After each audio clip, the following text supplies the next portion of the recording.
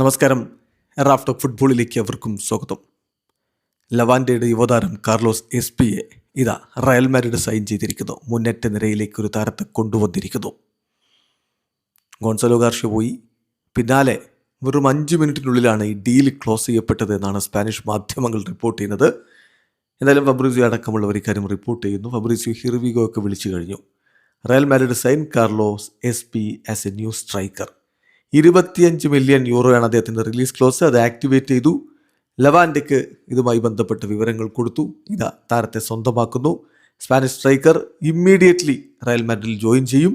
അദ്ദേഹത്തിൻ്റെ മെഡിക്കല് ഇന്ന് നടക്കും എന്നാണ് ഫബ്രീസിയോ റൊമാനോയുടെ റിപ്പോർട്ടിലുള്ളത്. സോ വളരെ പെട്ടെന്നാണ് കാര്യങ്ങളൊക്കെ നടന്നത്.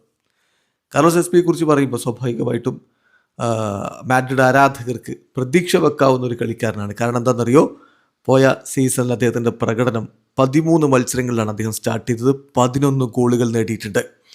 മാർച്ച് മാസത്തിലെ ലലീഗയിലെ പ്ലെയർ ഓഫ് ദി മന്ത് പുരസ്കാരം കാർലോസ് എസ്പിക്കായിരുന്നു. 21കാരനായിട്ടുള്ള താരം, സ്പെയിനിൻ്റെ യുവതാരങ്ങളിൽ വളരെ പ്രഗത്ഭനായിട്ടുള്ള താരമായിട്ട് കണക്കാക്കുന്നയാളാണ്. സ്പെയിനിൻ്റെ അണ്ടർ 19, അണ്ടർ 20 ടീമുകൾക്കൊക്കെ വേണ്ടി കളിച്ചിട്ടുണ്ട്. ലവാൻഡയിലൂടെ തന്നെയാണ് അദ്ദേഹത്തിൻ്റെ സീനിയർ കരിയർ ആരംഭിക്കുന്നത്.